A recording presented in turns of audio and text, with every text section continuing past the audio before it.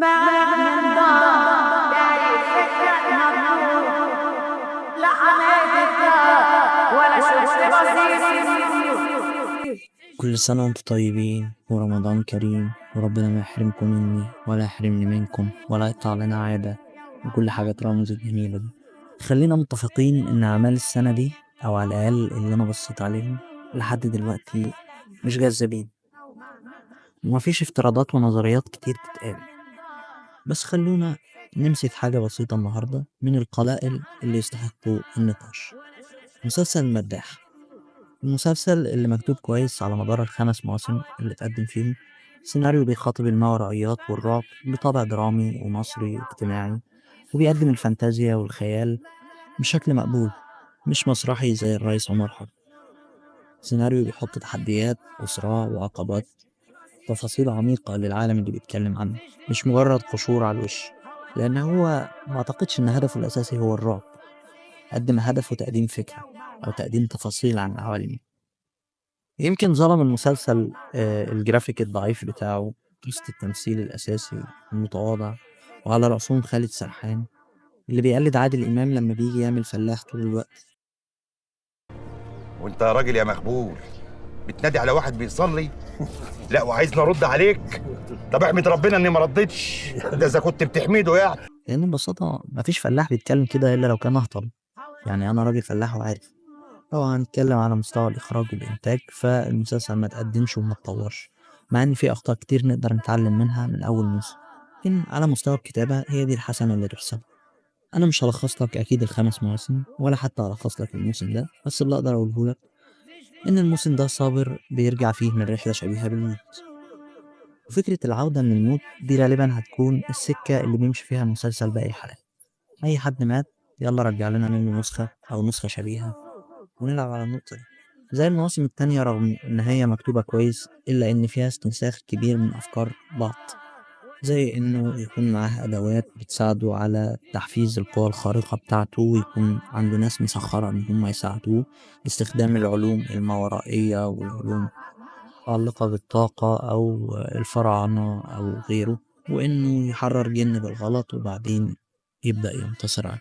بس خلينا نتطرق لعنوان الحلقة: ليه أبو صابر وإزاي رجع للحياة، أو على الأقل اللي رجع حد على هيئته.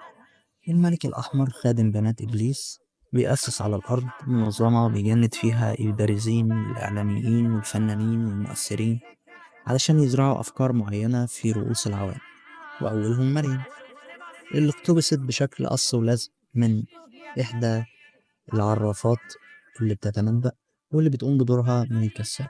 مريم بتاخد توقعات من المنظومة دي وبتقولها في البرامج الإعلامية علشان الناس تصدقها، ولما الناس تصدق في الغيبيات دي إن في حد بيتنبأ بيها بيبدأ إيمانهم يتزعزع. وفكرة التصديق بوجه عام هي بتخلف الإيمان اللي بيمنعنا من تصديق العراف والكاهن الساحر. فندم بس انا كل ما بقول لهم كلام وبيتحقق بيصدقوا فيا اكتر وبيؤمنوا بيا جدا لدرجه اني بلاقي نفسي في مسؤوليه خد. طيب ليه في واحد من المجندين دول في المنظومة على هيئة وعلى شكل الشيخ سلام أبو صابر المداح؟ وهل هو إنسان متشكل في شكل الشيخ سلام ولا هو جن متشكل في هيئة الشيخ سلام؟ الحياة غالية أوي، بس مش كل واحد يستاهلها. احنا بقى هنحدد مين اللي يستاهل ومين لأ. النظرية بتقول إن ده إنسان زي ما ظهر راجل عجوز بلغ ال90 من عمره، كان مفتون طول عمره بحب الدنيا، كان مريض بمرض خبيث. في يوم من الأيام اتمنى إنه يخف ويصغر في السن بأي تمن، لأنه كان عارف إنه هيموت قريب. فلباله الأحمر أمنيته بنفس الطريقة التقليدية، باع له روحه وباع آخرته في مقابل إنه يخف ويصغر له 20، وكمان يكون خادم للأحمر وأداة تحت إيده. فحوله لهيئة الشيخ سلام أبو صابر، وده مش بشكل عشوائي ولكن لهدف ومهم: رجوعه لبلد صابر في وقت معين عشان ينفي فكرة الكرامة عند صابر لوحده، ويرسخ فكرة جديدة عند الناس تزعزع منهم، وهي إن الرجوع من الموت مش مجرد معجزة حصلت لصابر وبس عشان كان ولي أو له كرامات، إنما هي أمر بقى عادي، بقى عادي يحصل للكل، واللي يموت بقى بيرجع الدنيا تشقلب حالها. فيقوم أهل القرية بل أهل البلد كلهم إيمانهم يتغير عن الآخرة وعن البعث وعن الموت.